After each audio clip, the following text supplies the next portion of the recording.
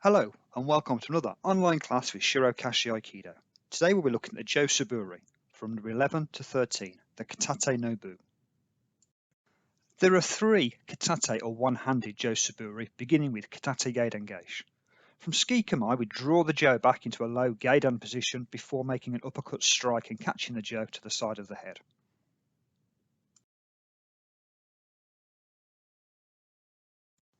So let's look at the Gedan. Starting from the usual Ski no Kumi, you open the grip on the front hand.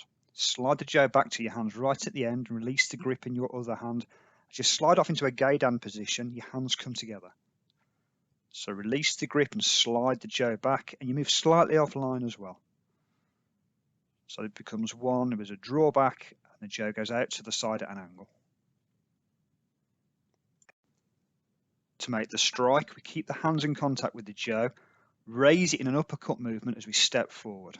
The whole body moves together. Makes the top of the strike and then release with your left hand and let the Jo continue to the side of your head and then catch again with your left hand, leaning forward slightly.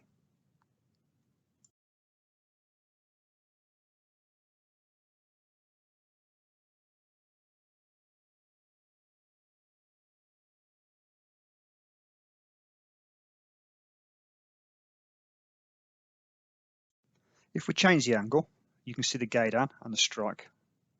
So there's the Jo and the Gedan out to the side.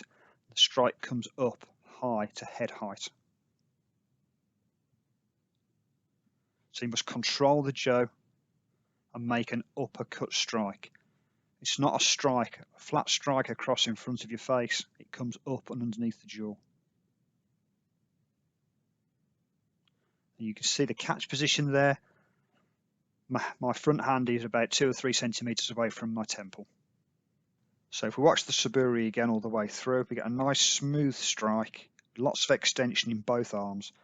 The amount of time that the Jo is only held with one hand is a very, very minimal time, as it's the point when you're going to lose most control. So maintain the grip with both hands until the strike has been made and you're releasing to catch the Jo at the side of the head. In Katate Toma Uchi, the start position changes to Jo no Kumi. As you start, the raise is very much like Kaishizuki. Drawing the Jo back though this time and stepping slightly back and off to the side before stepping forward with the Yokoman strike.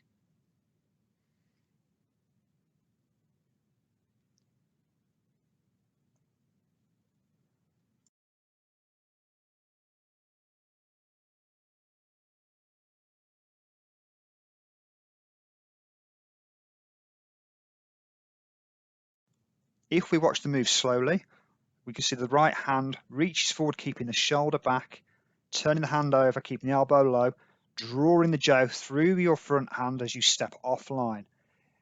It lies along your arm and goes behind your neck.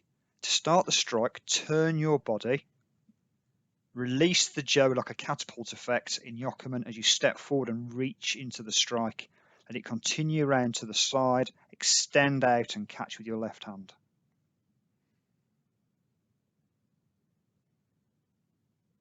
This is one of the only moves in Aikido where you don't hold the end of the Jo directly.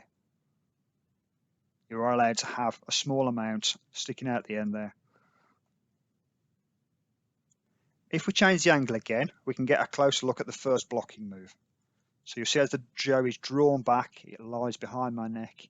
As I step forward, we've got a nice extension, and we can see the catch position here as well. So make sure your hand is the right way around, fingers underneath this way.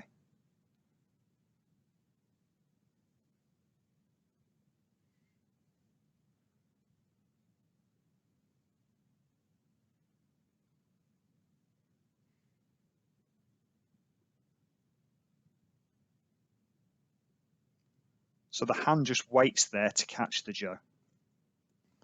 If we look straight on from the front, we can see the slight move offline as the drawback is made. And then we can also see the Yokoman strike at an angle at head height.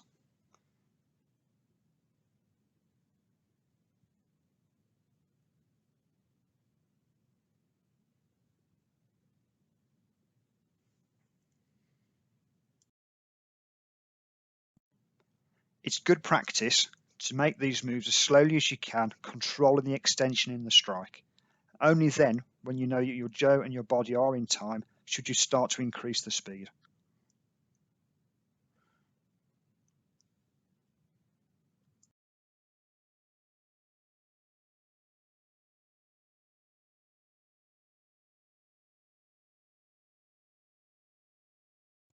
Of all the Jo Suburi, Katate Hachi Noji Gaeshi seems to be the one that more students struggle with.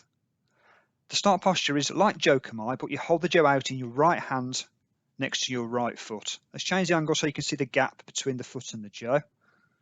So you can sort of see the comfortable angle that I'm starting at. And this move is 2 strikes with a turn and a catch of the Jo.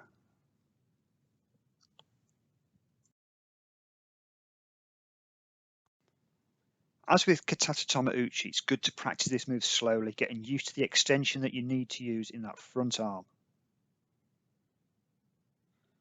We can practice the extension just using one hand as well.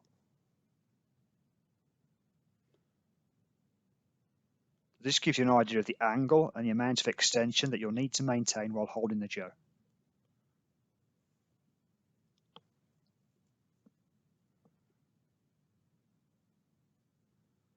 So we can see the strike coming across, angling down.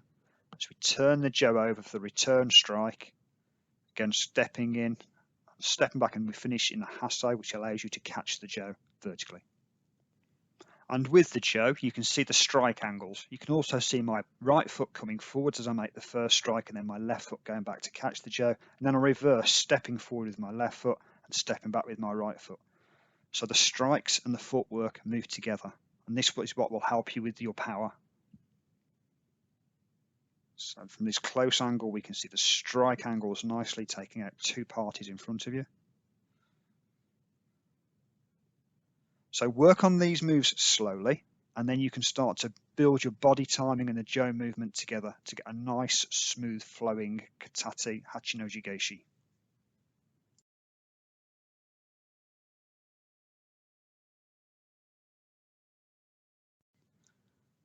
That's the end of this class. I hope you found it enjoyable and interesting. I look forward to seeing you at the next class.